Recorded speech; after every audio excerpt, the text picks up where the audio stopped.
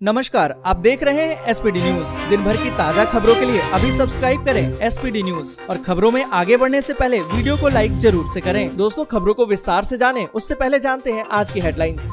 गरीबों को मार्च के बाद भी मिलेगा राशन, जानेंगे कि वित्त मंत्री ने क्या कहा। साथ ही जानने को मिलेगा कि मोदी सरकार की केंद्रीय कर्मचारियों को बड़ी सौगात, क्योंकि 14% का डीए बढ़ाने का कर दिया ऐलान। और दोस्तों, हम आपको बताएंगे कि 15 से 18 साल के सभी बच्चों को अब क्या दूसरी डोज लगेगी या नहीं, स्वास्थ्य मंत्रालय ने राज्य को क्या कहा। साथ ही दोस्तों, हम आपको बताएंगे कि इस फरवरी के महीने में कौन कौन से बैंक हैं जिन्होंने अपने चार्ज महंगे कर दिए हैं, इसलिए इस वीडियो को अंत तक जरूर देखिएगा। और ये भी जानने को मिलेगा कि किस मामले में ममता बनर्जी की मुश्किलें बढ़ गई हैं, मुंबई की अदालत ने समन जारी कर दिया है। और इसी के साथ दोस्तों, आज की पहली बड़ी खबर की बजट 2022 की बारीकियां समझाते हुए पीएम नरेंद्र मोदी ने कहा कि आत्मनिर्भर भारत की नींव पर आधुनिक भारत का निर्माण होगा। आपको बता दें कि पीएम नरेंद्र मोदी ने बजट 2022 को लेकर बीजेपी कार्यकर्ताओं को संबोधित करते हुए कहा कि ये समय और नए अवसर, नए संकल्पों की सिद्धि का समय है। जरूरी है कि भारत आत्मनिर्भर बने और आत्मनिर्भर भारत की नींव पर ही एक आधुनिक भारत का निर्माण हो। साथ ही उन्होंने कहा है कि आगे जो दुनिया हम देखने जा रहे हैं वो वैसी नहीं होगी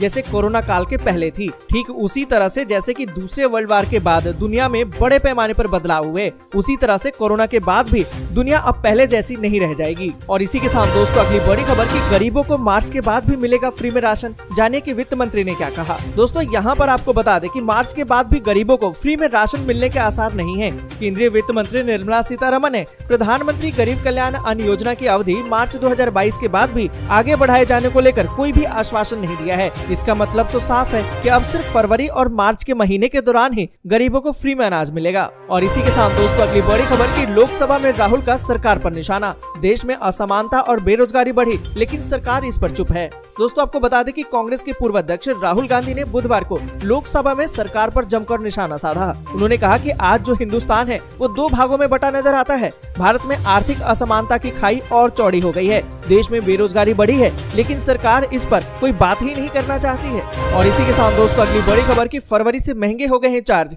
एसबीआई से लेकर आईसीआईसीआई बैंक ने भी बढ़ा दिए हैं चार्ज। आपको बता दें कि फरवरी से कई बैंकों ने अपनी अलग अलग सेवाओं पर चार्ज बढ़ा दिया है। देश के सबसे बड़े बैंक एसबीआई ने कहा है कि अब उसकी शाखाओं से जो भी आईएमपीएस करवाएगा उसके लिए अब ज्यादा फीस देनी पड़ेगी। दोस्तों, आपको बता दें कि बैंक की वेबसाइट के मुताबिक अगर उनकी ब्रांच से अगर आप आईएमपीएस करवाते हैं और वो रकम 2 लाख से लेकर 5 लाख रुपए के बीच में है, और फरवरी के महीने में अगर आप करवाते हैं जो महीना लागू हो चुका है, उसमें 20 रुपए साथ में जीएसटी देना होगा। ऐसे ही आपको बता दें कि आईसीआईसीआई बैंक ने भी क्रेडिट कार्ड पर चार्ज बढ़ा दिया है। बैंक ने अपने ग्राहकों को संदेश भेजा है और कहा है कि 10 फरवरी से चार्ज में बदलाव किया गया है और ये चार्ज 2.50% होगा और कम से कम 500 रुपए की फीस लगेगी। और इसी के साथ दोस्तों, अगली बड़ी खबर की भाजपा सरकार पर बरसे अखिलेश यादव। बोले कि नकारात्मक राजनीति को खत्म करने का मन बना चुकी है जनता। दोस्तों, यहाँ पर आपको बता दें कि समाजवादी पार्टी के राष्ट्रीय अध्यक्ष और पूर्व मुख्यमंत्री अखिलेश यादव और रालोद अध्यक्ष जयंत चौधरी ने बुधवार को गाजियाबाद पहुंचे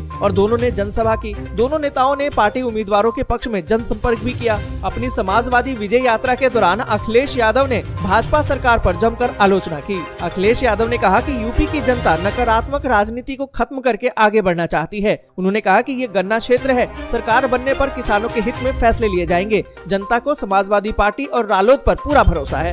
और इसी के साथ दोस्तों, अगली बड़ी खबर की मोदी सरकार की केंद्रीय कर्मचारियों को बड़ी सौगात, 14% डीए बढ़ाने का कर दिया ऐलान। दोस्तों, यहाँ पर आपको बता दें कि नरेंद्र मोदी की सरकार ने आम बजट 2022 के अगले ही दिन केंद्रीय कर्मचारियों को बड़ी सौगात दी है। सरकार ने बहुप्रतीक्षित महंगाई भत्ते में वृद्धि का केंद्र सरकार ने ऐलान कर दिया है। केंद्रीय कर्मचारियों का महंगाई भत्ता 14% बढ़ा दिया गया है। इससे उनकी सैलरी में जबरदस्त इजाफा होने जा रहा है। केंद्र का ये फैसला केंद्र सरकार के कर्मचारियों की उम्मीद से बहुत ही ज्यादा है। और इसी के साथ दोस्तों, अगली बड़ी खबर की चरणजीत सिंह चन्नी बोले, सीएम के लिए मेरा नाम आया तो सिद्धू करेंगे सपोर्ट। यहाँ पर दोस्तों, आपको बता दें कि पंजाब में कांग्रेस के मुख्यमंत्री चेहरे का ऐलान होने वाला है और चरणजीत सिंह चन्नी का सीएम चेहरा बनना तो तय है। यहाँ पर दोस्तों, आपको बता दें कि कांग्रेस ने पंजाब में इंटरनल सर्वे करवाया है जिसमें चन्नी का नाम सबसे आगे आया है। अब तो ये बात फाइनल हो गई है कि कांग्रेस पंजाब में चन्नी के नाम पर ही चुनाव लड़ेगी। दोस्तों, यहाँ पर आपको बता दें कि सीएम चरणजीत सिंह चन्नी और पंजाब कांग्रेस के अध्यक्ष नवजोत सिंह सिद्धू दोनों ही सीएम चेहरे के रेस में हैं। इसको लेकर जब चन्नी से बात की गई तो उन्होंने कहा कि सीएम के लिए अगर मेरा नाम आया तो सिद्धू सपोर्ट करेंगे। वहीं चमकौर साहिब के अलावा भदौर सीट पर भी चुनाव लड़ने को लेकर चन्नी ने कहा है कि मेरी आदत है कि मैं बड़े चैलेंज लेता हूँ। मैंने दूसरी सीट भी चैलेंजिंग रखी है। और इसी के साथ दोस्तों अगली बड़ी खबर की देश में कोरोना वायरस के 1,61,000 नए मामले जबकि 1,733 मरीजों की मौत। आपको बता दें कि देश में कोरोना की तीसरी लहर अब खत्म होने की तरफ है।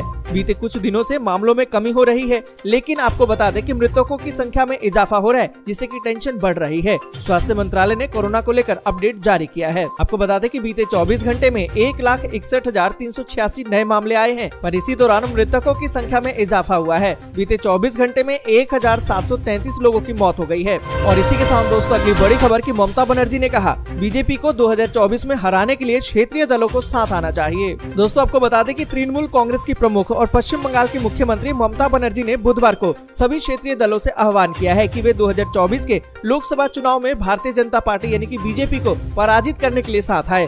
तृणमूल कांग्रेस की फिर से वो अध्यक्ष बन गई हैं। उसके बाद उन्होंने कांग्रेस पर परोक्ष रूप से कटाक्ष भी किया है और कहा है कि अगर वो अपने अहंकार की वजह से पीछे बैठना चाहती है तो उनकी पार्टी को जिम्मेदार नहीं ठहरा सकती।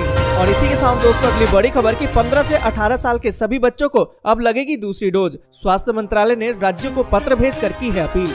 दोस्तों आपको बता दें कि कोरोना की तीसरी लहर के बीच अब बहुत ही जल्दी 15 से 18 साल के सभी बच्चों को वैक्सीन की दूसरी खुराक लगनी शुरू हो जाएगी। इसको लेकर केंद्रीय स्वास्थ्य मंत्रालय की तरफ से राज्यों को चिट्ठी भी भेजी गई है, जिसमें कहा गया है कि 15 से 18 साल के अब सभी बच्चों को जल्दी से जल्दी वैक्सीन की दूसरी डोज देने की अपील की गई है। स्वास्थ्य मंत्रालय की तरफ से राज्यों को लिखे लेटर में कहा गया है किशोर जिनकी उम्र 15 से 18 साल हो चुकी है, दूसरी खुराक का उनका वक्त आ गया है। इसलिए अधिकारियों को दिशा निर्देश भी जारी किया गया और बोला गया कि इनके टीकाकरण की दूसरी खुराक समय पर सुनिश्चित करें।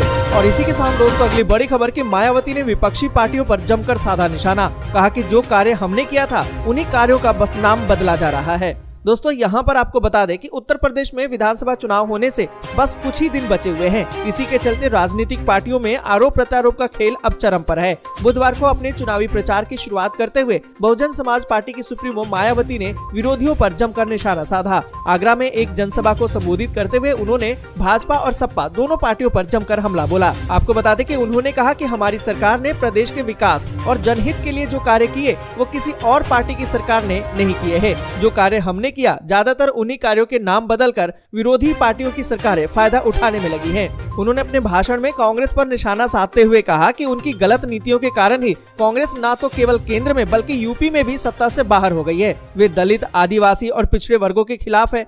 जब वो सत्ता में थी तब भी कांग्रेस सरकार ने डॉक्टर भीमराव अंबेडकर को भारत रत्न से सम्मानित नहीं किया। वो इसके और इसी के साथ दोस्तों अगली बड़ी खबर उत्तर पश्चिम भारत में हल्की से मध्यम बारिश की संभावना। मौसम विभाग ने जारी किया अलर्ट।